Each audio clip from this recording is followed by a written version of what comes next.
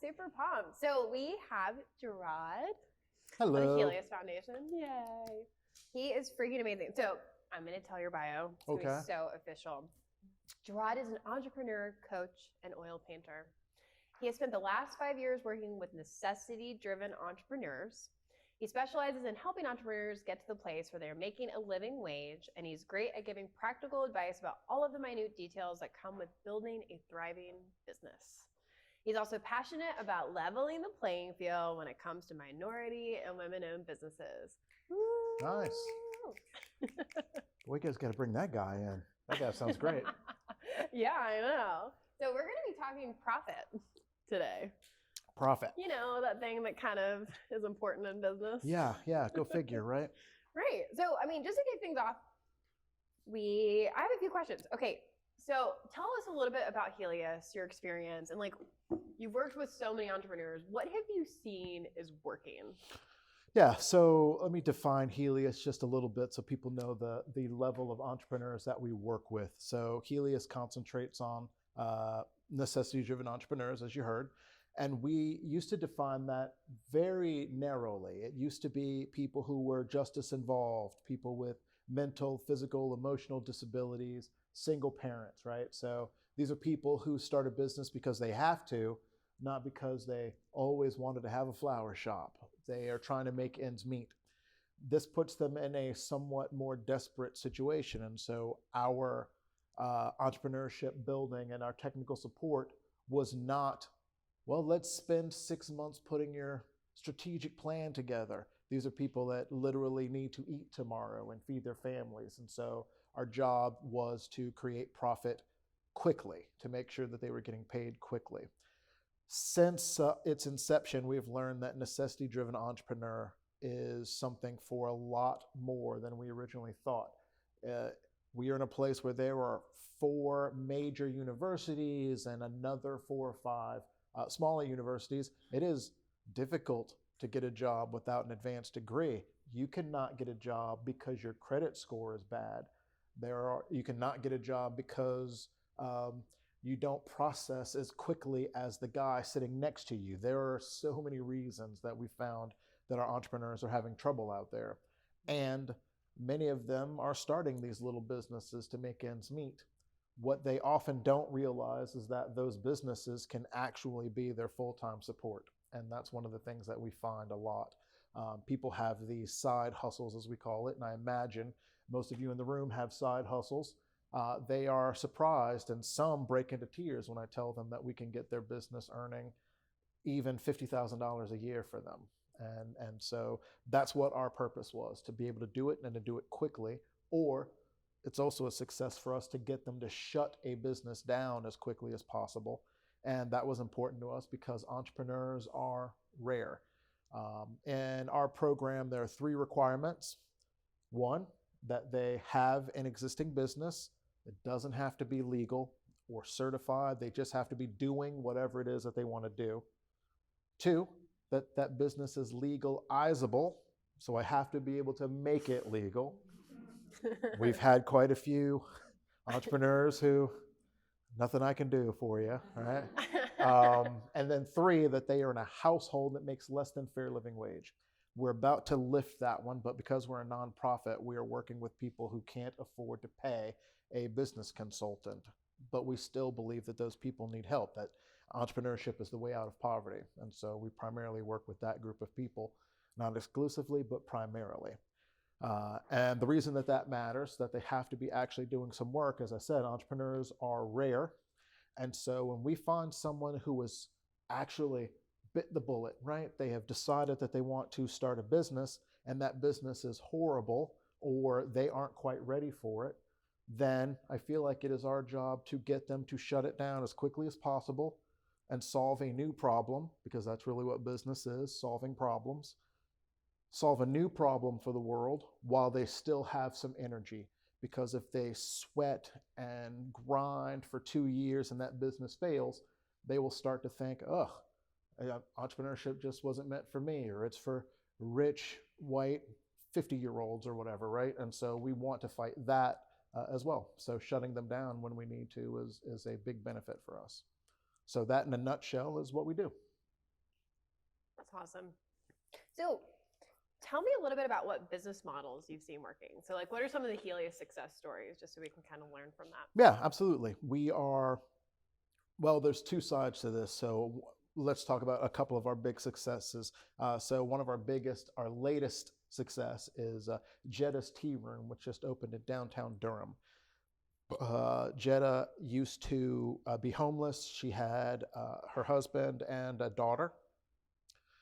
They lived in their van, but her grandmother used to ship tea from Somalia, and so they were like, maybe we can actually sell this tea to people. So she came to us. They weren't homeless at the time. They were actually renting really small apartment and trying to get this business off the ground. It was, I guess, about 8 months later that we hooked her up with self-help. Her teas are amazing. So she is bringing tea from, I think, 8 different African countries, and is starting to bring tea from Central America. I don't think she's going as far as South America yet. And we were able to get her this primo space in downtown Durham. So if anyone's been to Durham, right downtown where the big bull statue is, her shop is right there looking at the bull. Wow. And so she just had her grand opening actually last weekend and is super ecstatic. So yeah, we've got quite a few entrepreneurs that are just doing it. Michael is another one. Michael Wilson owns Wilson Cleaning Services. He used to walk up and down the street outside of his neighborhood to try to get people to let him clean their windows. And of course, everyone would say no, because he was going into these really nice neighborhoods, just this poor, scraggly-haired black kid, just, hey, got to clean your windows? People were like, nope, and closing the door. But a few people would start to say yes. And then he got a bike, and then he started cleaning windows, and then he got a squeegee kit, and he started actually doing it. That's where he was when he came to us. Now he's got a van that's wrapped with his name on it, and I see him working downtown. He's about to get a contract with Durham Tech Community College. So, cool. Yeah, it is a lot of it. We say a lot. It is just the entrepreneurs out there. They've got drive. They know what they want to do. They just need someone to be able to tell them, don't do these things or do this, right? Probably a lot of us in this room have mothers, fathers, uncles, aunts that run organizations, started a small business. We have people we can go to for advice. A lot of our clients don't have that. So we want to be that free advice for them, and they really take it and soar. That is awesome. Cool. So what advice do you have when it comes to getting started? So like whenever these two entrepreneurs came to you, like where did you start? Like what did you tell them to do, and what did you tell them to stop doing? We have the first thing we always tell them is to start. If you haven't sold the thing that you are doing, go sell it. Go sell one, and then go sell another one, right? It's really as simple as that. One of my favorite sayings that I tell all of our entrepreneurs is a good plan today is better than the perfect plan tomorrow. We plan to death. And so, sure, we're afraid. We've got all these things going for us. But again, my entrepreneurs don't have that leeway. They really need to be making money now. So first advice is always to go do what you're doing. Even as a beta. Oh, I'm not quite sure if I'm ready to, I don't know, if you're selling heart stents, build one and go sell one, right? And if you can't sell an actual stent, sell a design. Like, just get somebody interested in what your business is.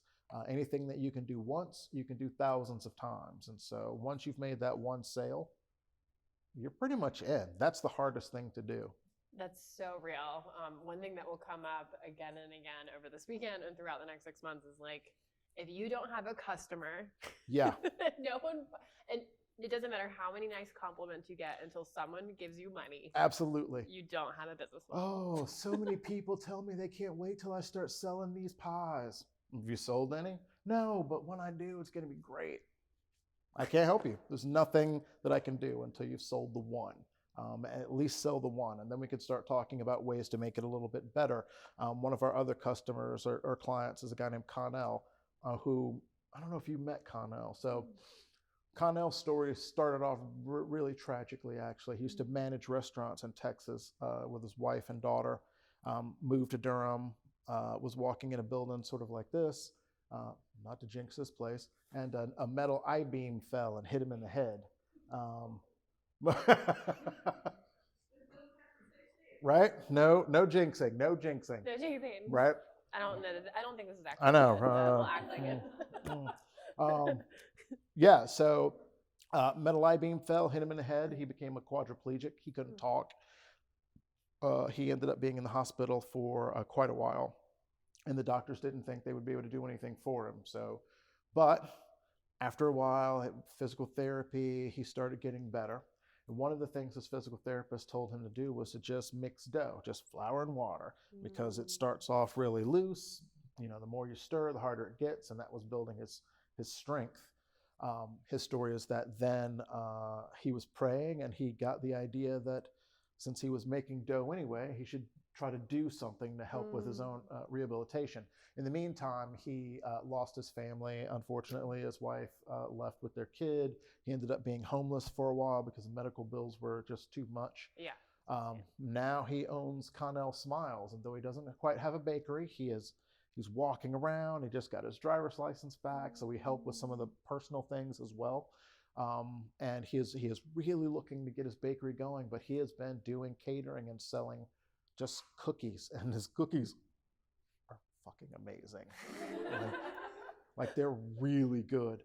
Connell's issue, though, is that he is this poor guy with a traumatic brain injury, and so getting him into a kitchen has been difficult. And so we're finding a lot of ways around it, but we don't have him quite certified in a certified kitchen yet. So that's our big challenge to move him up. But it was the same thing. We're like, yeah, you're just giving your cookies away. You don't have a product yet.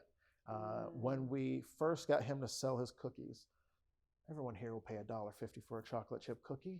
Oh, yeah. We got him in, not the downtown farmers market, but the Pear Street Market is what it's called. Just a smaller market in Durham. I said, all right, buddy, just take like 2 dozen cookies out. Pay $20 for your table. Take 2 dozen cookies out. Just sell them for $1.50. Let's see how it goes. And I just knew, when he does this, he's going to feel it. He's going to be really excited. He came back later that evening. He had like $4. And I was like, oh no, like what happened? And I said, what? So did people not like the cookies are great. Like, did people not like them? And he said, no, people loved them. And he started telling me all these stories about how excited people were about them. But you only have $4. Like, what happened? What happened was he got out, he sold one cookie for $1.50, got the money, felt so overwhelmed and guilty about it that he dropped the price to 65 cents. And if you had a kid with you, he just gave them a cookie. And it's really sweet. And I was like, oh. But that was on the inside. On the outside, I was like, no, you know. And so I've had to work really hard in getting him to be like, don't keep dropping your price. And so he would do it. If you buy 3 cookies, you can buy them all for 75 cents. Like, come on, just don't do it. And so, yeah, he's one of those examples of people who just, he feels like he doesn't, I think it's that he feels that he doesn't deserve for people to buy. And look, I went through this with my own art. You sell out of your own comfort zone really quickly. It'll sound like I'm bragging, but then I'll tell you about my art mentor. I sell paintings generally for, $1,500, $2,000. First time I sold a $2,000 painting, the person that I was talking to was like, "Oh, yeah, I'll take it." And I just stared at him. This one? Like, yeah? He's like, yeah, I love it. It's great. And I still just, I don't know what to do now. Do I like a check or like, I just had no clue. Yeah. No clue. Yeah, I get it. I changed all the prices on my website like right away. And then my friends would say, "Oh man, I can't afford you." And then I get that guilt too. Like, I would never buy a $2,000 painting. Like, what am I, a Rockefeller? And so I totally get what he was feeling. It is surprising that a lot of our entrepreneurs go through that. They think that their customer is them, and it is often not. Generally, whoever you're selling your stuff to, probably not you. I love that story because I have been the same way. Actually, I had a client or a potential client say, "Oh, your prices are so good. I thought it was going to be this rate." And I was like, "Well, now that's my rate." Yeah. No, Thanks, no. lady. This was just a special for you. Yeah. I know. I was like, but I get that. I mean, I've definitely been there. I've had multiple conversations. We're all, I'm sure, in FYSO going to be having those conversations where we're going to hold each other accountable because I'm like, oh, I should discount this. I should throw this in. Yeah. I mean, I dare say piece. everyone in this room should raise your prices right now. Like, just do it. One of my great mentors, one of my art mentors said, if you raise your prices by 10% and lose 10% of your customer base, you make the same amount of money and do 10% less work. I mean, it's and I was real. like, oh shit, that's totally real. Like, it was great. It's so real. And I mean, I'm a big proponent of like when you're starting out, you might work below market rates. Absolutely. Right? Like you got to get your reputation, you got to get your testimonials. Yeah. The minute you have a product, and I mean the minute, right? Yeah. We all know the cheapest of everything, right? Oh, we know who has the cheapest sushi, cheapest shoes. You can get the cheapest coats at these places, and probably not one of you go there to shop. So don't be that for whatever your business is, right? Oh, if you go online, you'll see that I'm the second cheapest whatever. Well, then you're always going to have, quite frankly, shitty customers. Always. You're just always going to. They're like the worst. They're the worst. Like the ones that are very price sensitive. Oh my God. Look, there are some people that just have needs, and that's awesome, right?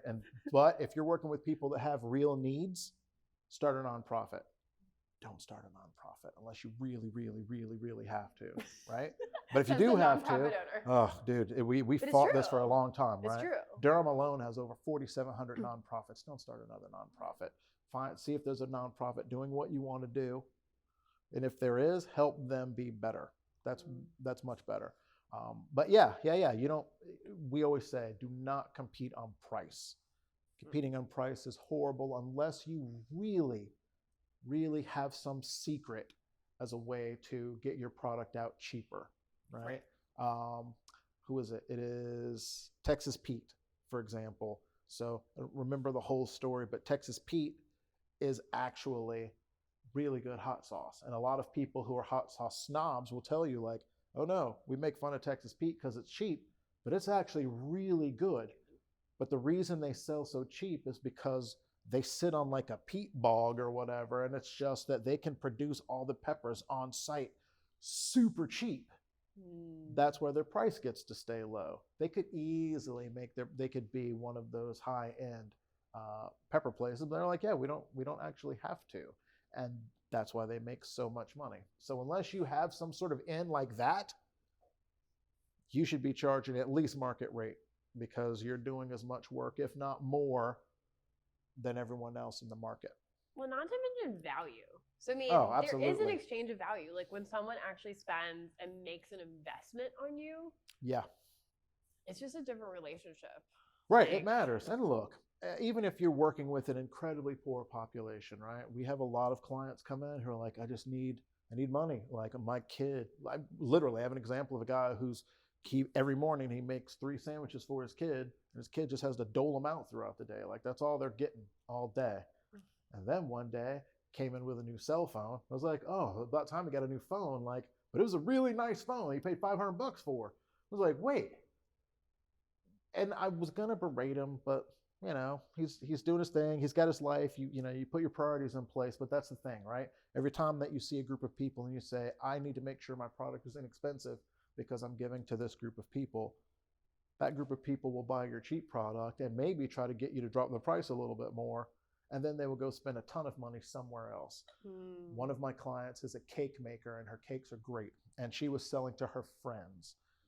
When she raised her prices, one of her cousins, I believe, said, hey, can you cut me a deal on a wedding cake? And she, after asking me, said no.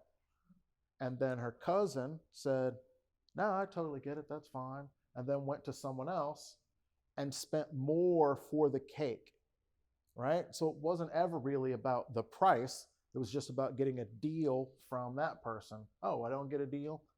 Fine then. I'll just go somewhere else. And so you don't want to have to deal with that sort of stuff. Don't compete on price. Just get your prices in the right place. When it's giving away a piece of yourself. Like that's Oh, just yeah. like saying, oh, I'm not worth it. That's exactly what it is. Everyone in this room.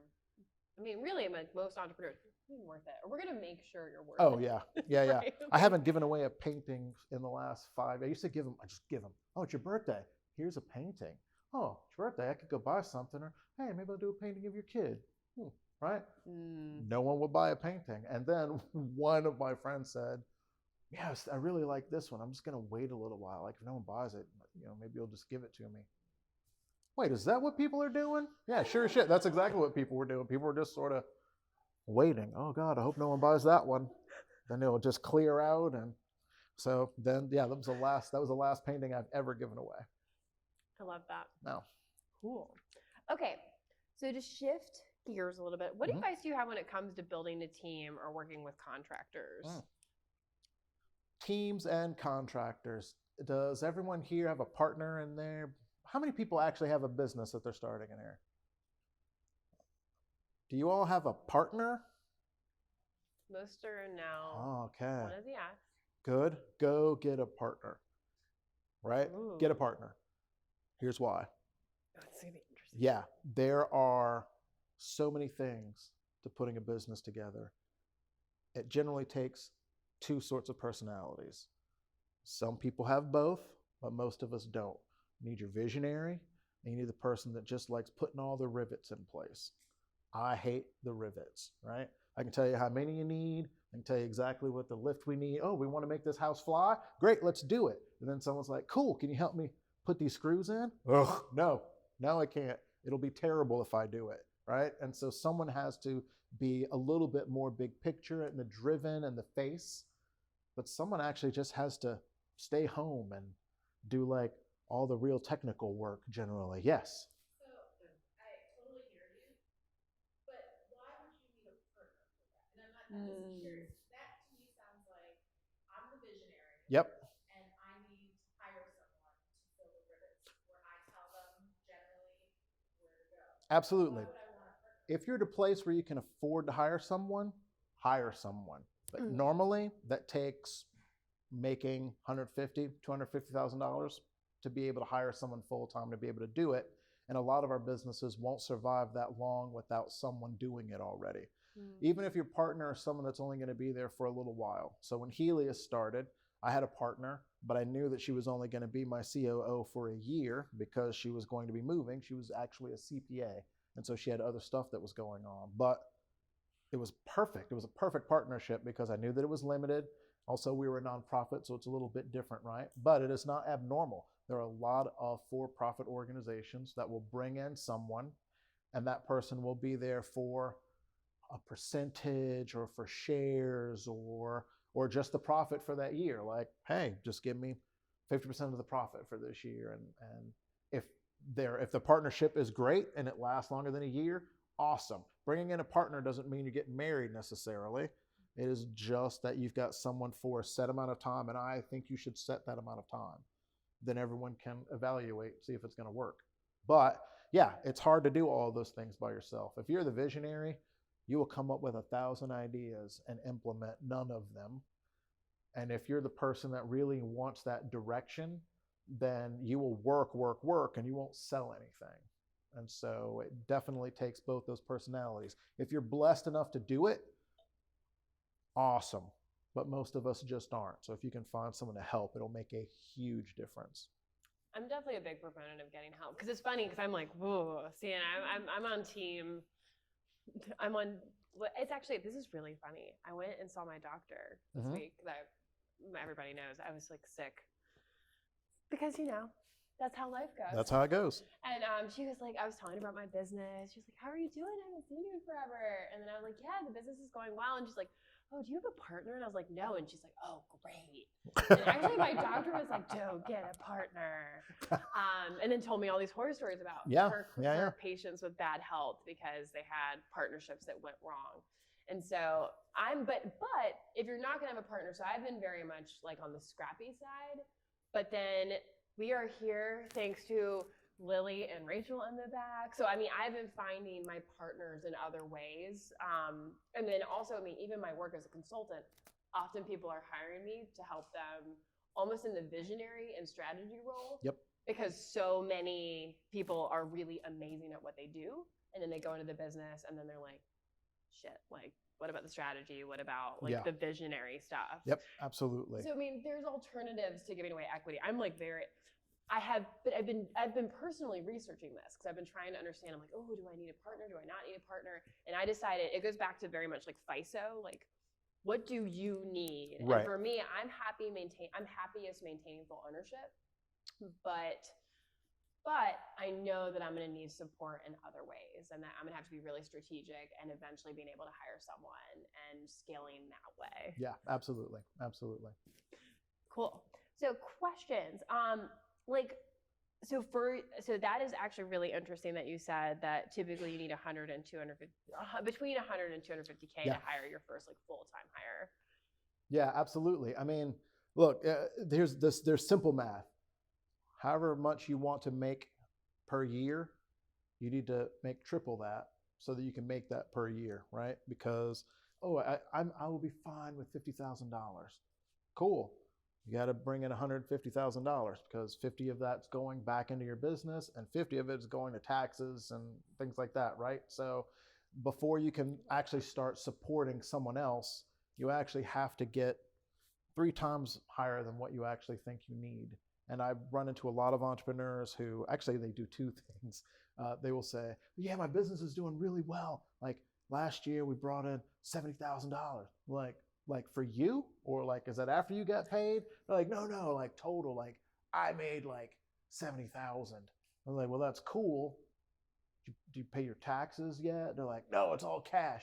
Well, you're gonna be shut down next year. So like it's terrifying, right? But the only thing worse than that is that I have a lot of people that come in and say, yeah, I'm not sure if I quite need you. Like my business is like it's moving along. We're making like $30,000, $40,000. Or some people who say I'm making like almost $100,000. I'm like, awesome. Like, yeah, I should be able to take a salary soon. Like, oh, you're not even paying yourself. Like that doesn't count as profit. You need to be taking that out already. And especially because we work with people who should be feeding their families, right? So yeah. I think you can't hire anyone until or at least you can't hire anyone full time. But if you can, hire them as soon as you can. Again, it's just like having a partner, right? You can't do all the things. Have you guys talked about focus yet? No, let's talk focus. It's because this is really new, and I talked to all of our team about it, right? So it's a Warren Buffett story. Warren Buffett has had a pilot, and this story's been going around for a little while, but it's made a huge resurgence here lately. So you can find the story on the internet. If I butcher it, you can send me an email like, you ruined it. Oh, right, but in essence, the story is that Warren Buffett's pilot had been with him for a long time. And he, like I think a lot of good managers, was a little disappointed because don't just stay in the same position forever and ever. And he felt like this guy had just been there for a long time. So he asked him, like, do you have some goals? Like, what do you really want to do? So the guy said, yeah, no, I'd like to start my own, airline business or whatever. And so in essence, the lesson was this. He told him to write down 25 of his life goals for his business. Like, what do you want to accomplish in this business before you croak? And he wrote down his 25. They said, great, pick the top 5 and circle them. So again, he picked his top 5. And this isn't new. This is just general focus things. What was new even for me, though, is that he said, all right, so you got your top 5. What are you going to do with the other 20? And the guy was like, yeah, all right, I get it. I'm going to work on my top 5, the 6 through 25. Like, I'll just piddle with whenever I've got time. And Warren Buffett was like, no, don't touch them. This is your not-do list. It is not put it to the side, do it a little at a time. It is ignore like your life depended on it, because those extra 20 things are things that you also feel are important, and they're also things you sort of want to do. And you will blow a lot of time messing with number 7 when you should be dealing with number 1 or 2 or 3. And so Warren has a no-do list that he gives people who work for him, and if they see him working on it, they're supposed to call him out. But Warren Buffett gets to hire people to do those other 20 things, right? So he Right. only does the 5, but that doesn't mean the other things just aren't happening. He just has other people doing them. And there are 1,000 books on focus out there. The Power Focus is a good one. I can't remember who wrote it, but it's blue. That's all I remember. Power Focus, blue book. I'm visual, right? There's this white book with a blue stripe. Anyway, but yeah, and so they all tell you that same sort of thing, but they don't tell you that no part. But they will generally say, like, if there's anything in your business, this is one of my favorite pieces of advice that I ever got when it came to focus. Right this moment, there are 2 things in your business that you hate to do.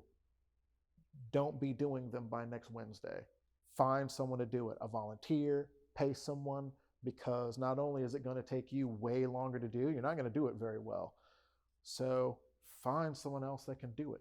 Do it quick, get an intern, whatever it takes. Find your partner and get them to do it, right? So that reminds, okay, so there's so much there to unpack. So I know the first thing is one, like we're doing goal setting tomorrow for the next 90 days.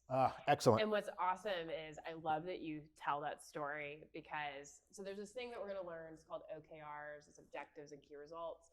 We're going to do that, but then interestingly enough, we're going to then shorten it into rocks. And rocks are basically, it's the same thing. Yep, it's like absolutely. the 5. That has been a game changer for me. Yeah. Because like OKRs, it's nice to know your top 3 objectives, but at the end of the day, we have so much shit going on. Yeah. Like narrowing it down to nothing, to almost nothing is super, it's just way more tangible. Yeah. Also, I remember there was something about partners. I was like, what was I gonna, I knew that I had forgotten something on partnerships. So I've been trying to like talk to successful partners as well as like people that chose not to go that route. And the partnerships that work really well are if you like, so there's a really amazing agency around here called New Kind, and one partner is a writer and one partner is a designer. And so they have 2 very separate skill sets. And so they both play both part visionary, part implementer, integrator role. But it works for them because they both have such complementary skill sets. But then I also interviewed a guy who started a really successful PR agency, and he doesn't have a partner. And I'm like, well, why did you do that? Like, why did you keep control? And he's like, I spent 10 years as a practitioner. He's like, I built a crazy network. He's like, I could do literally every role in the company. And so then he leveraged his network, got enough money in that he was then able to staff. Yeah. And then he found his number 2. So he didn't not partner. He just found his number 2 in command that he could then hire. Yep. So. Yeah. That's, so she knows my board chair, Julia. She's my partner. We bump heads all the time. We love each other. Like it's all good, because the thing that really matters is that I know that she has Helios at heart. Like she wants the business's success, not mine, but the business's success to be huge. I totally trust that, and she trusts it from me. And so I know that she's not ever saying anything to me with like trying to gain power or trying to oust me. She's trying to make sure Helios grows. And sometimes we disagree, but usually we don't disagree for very long. And sometimes I'll say, I'm not doing that thing. And then she'll do it, right? Like, she's like, fine, I'll just take care of it. I believe it needs to be done. And then we're like, yay, and then all is good, right? You don't want a partner. I've made the mistake of bringing in a partner who was very much like me. Oh, the 2 of us are going to be great. We were yucking it up all the time and doing stuff. We were both visionaries. It was terrible. It was terrible. So yeah, your partner or whoever comes to work for you or your second, they're not going to be like you. If they are like you, there's one too many of you. Which is so real. Okay, so let's take a shift into financial modeling. Ooh, this will be short. Okay. Well, I mean, okay, what is the advice? You're like, oh shit, should I go high volume? Should I go high end, smaller clients, but then higher price point? Like, well, I'll tell you what I think everyone should do. Higher prices, the best, right? Smaller market, high prices. I would rather sell 2 yachts than 1 million little yacht widgets, right? That's just me, right? There's two ways to make $1 million. Sell one thing for $1 million or a million things for $1. Both of them are really hard. It really just comes down to, do I want to work really hard and then boom, get this one big windfall? Or can I go out there every day and just get 1,000 things sold? I got 1,000 things a day, 1,000 things tomorrow, get another 1,000 things, boom, you're up to $1 million, right? Those are really the two ways to do it, or everything in the middle. But Sure. that's really what you're looking at.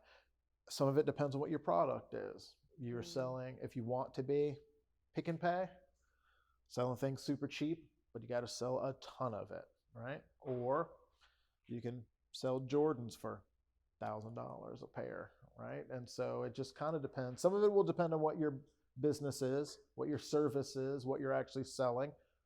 But I think for the most part, it is better to sell fewer and make more money. Unless, again, you have some amazing secret as to how you can produce things faster than your competition or much cheaper than your competition.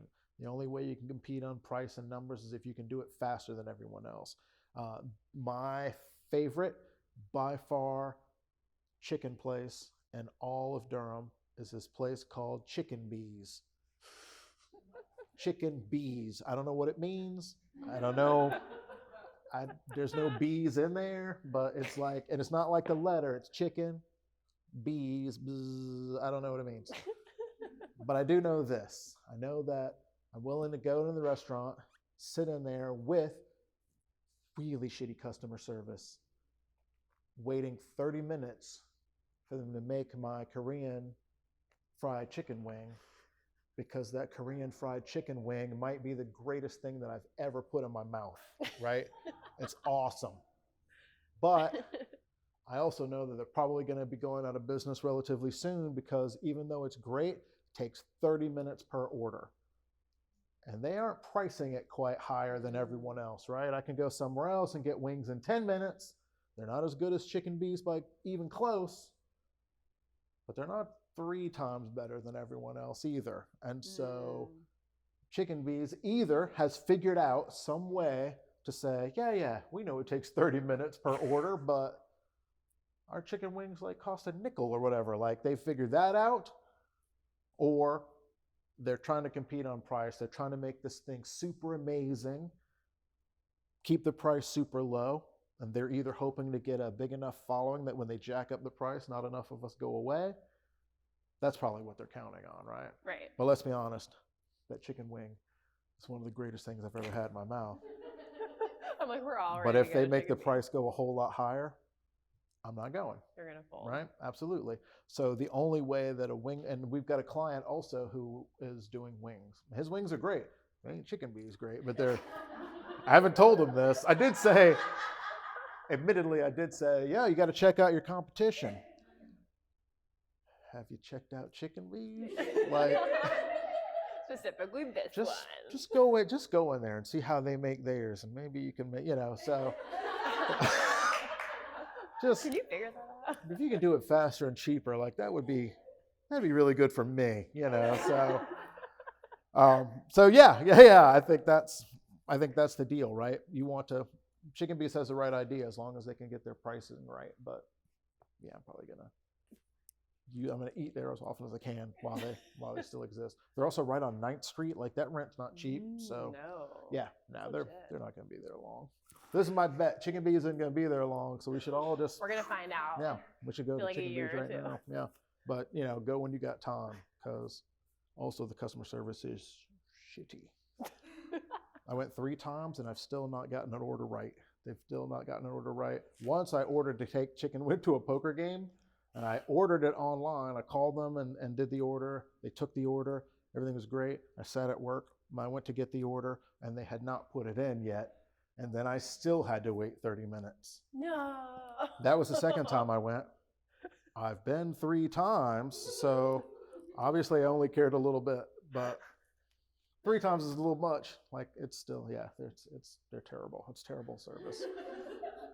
There's no, they're just new. Customer service matters. dangerous. Unless your wings are real good. Okay, so it's, I think I've seen this right. Is it 2:13? Yes. Anyone with clock? Cool. Do you guys have any questions? Wow, We have time about 7 flew. minutes Yes. more. I know. Outside of just profit, right? How do you have, I'm having a hard time figuring out how to attract success. Yes. Right? So do you have any thoughts about different ways besides just focusing dollars to attract success? Yeah, absolutely. So big businesses call it the triple bottom line. It is your being true to your values, right? So one of them is profit. Profit matters. It just does. Money matters. But also, if you are doing something good for the world, that is big. And also, if you are doing something good for your employees, those are three of the three things, right? If you can do all three of those things, you have an awesome business, right? You're paying everyone well. They're happy to come to work. You're making sure everyone has a month sabbatical every 3 years. Like, you're just treating your employees well. You're doing something really good for the world or the community, giving back, whatever. That's awesome. And we all make money. Those are the three sort of successes that you want. But they're different for everyone. So you decide what it is that you want to do, right? One of you will say, I don't mind fracking. We're going to make a ton of money, right? Do it. And then give that money back to education. And others will say, fracking in the environment matters. Great, do it. Whatever your belief system is, do that thing.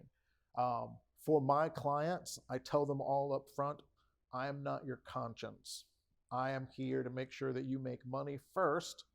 We'll deal with the other things afterwards. I'm not trying to get them to do anything unethical, which is why everything has to be legal. But yeah, I think for my clients in particular, the money matters more than the other two things first.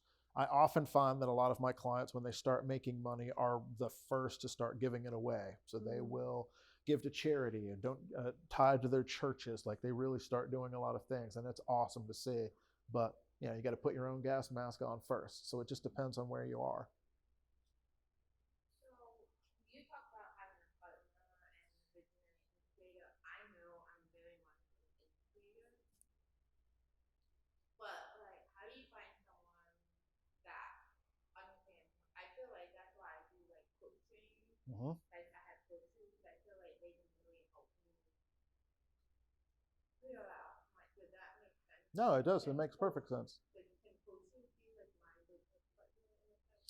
Yeah, if you're the integrator and you're looking for a visionary, that can absolutely happen. One of my good friends is the visionary in a company that he didn't believe in to start with. This is exactly what he did, and I'm not exaggerating in the story at all. He went to Duke, he went to their science department, can't remember what the school is called, and he just spent months there talking to all the scientists and the researchers, and then he found a group that he liked, and he said, hey, look, you guys are doing research, you've got a product, you've got a couple of products, but you just stay in the lab. How about we put a business together and I will be the face for your company. I will be the visionary. I will go out, I will sell it. You guys can stay here in the lab and make sure everything works. And they're doing great, right? And so you can find a visionary to help put big things together. And the visionary, unlike what most people believe, the visionary does not have to be the boss in the organization. Not at all. There are plenty of visionaries who are the second in command. They are the people that are just going out, and that's exactly what coaches do. They're there to kind of say, hey, try this thing while you're just head down, right? Because you could easily go back home and just be head down. Someone has to be able to say, hey, what if we do this, right? And then you're like, oh, yeah, we could totally do that, and then do it. But you need someone that's going to do that for you. So can you kind of define what members of the visionary and the integrator are? Because I'm not entirely sure which one. Absolutely. That's good. All right. I know we're getting into the US, aren't we? Yeah, yes, absolutely. I love it. You'll All right. learn. So here's the deal. I know you guys are going to talk about this soon, but the visionary is the person who is the idea person. They often describe themselves as the big picture person, right? A lot of us can do that. We can see in the future. We can kind of come up with these bigger ideas. Visionaries do it all the time. They're in the shower thinking, oh man, I could we could do this, and we could do that, and they've got a million ideas, right? And everyone is a combination of the things, but a true visionary is just always outward thinking. Integrators are really working to make sure that everything works together. They are putting the puzzle pieces together. Visionaries say, what if we had a puzzle that was 4 hot air balloons of different colors? Integrators are the ones that put that puzzle pieces, all those pieces together to make sure that they work.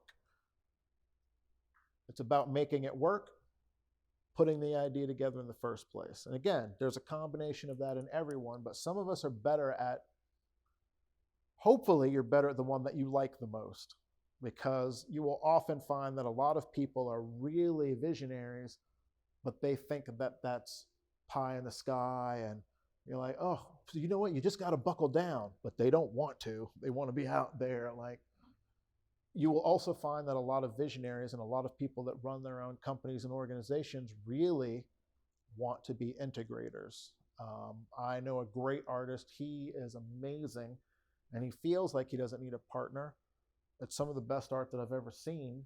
But if you go to his studio, it's just all stacked in the corner. Like, there's paintings that he hasn't seen in years because he's not actually visionary. He just wants to paint. He wants to paint and put things together, and then hopefully someone will say he doesn't put things online. He doesn't come with any new ideas. So you probably have a combination of the two, but is there one that you feel more strongly about? So I've always felt like I was more of a visionary because I'm an idea person, but I'm not as good at the marketing, getting things out there, which seems like a visionary trait.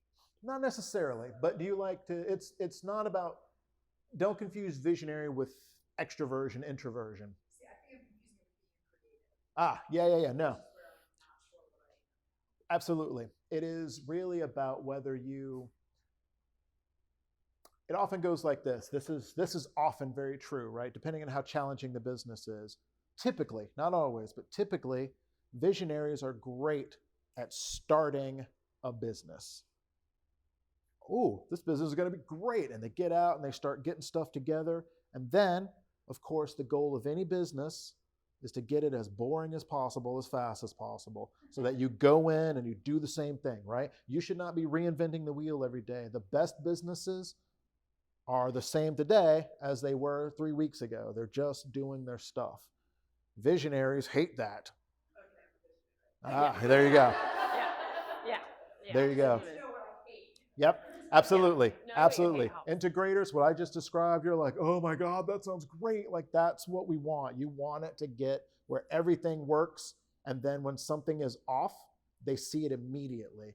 The problem with visionaries is that if you got your business together and something is off, you don't know because you're so busy looking out there. And that is why you need a partner, because your business can fall apart while you think, oh, I'm growing it. I'm out there doing stuff and we got all these great ideas. And slowly all the departments in your business are just crumbling because no one's actually looking inward. So that's really the big difference. All right. Well, thank you so freaking much, Awesome. Geraud. My pleasure. Really appreciate you. Good. We're clap snap. Ooh, I like it.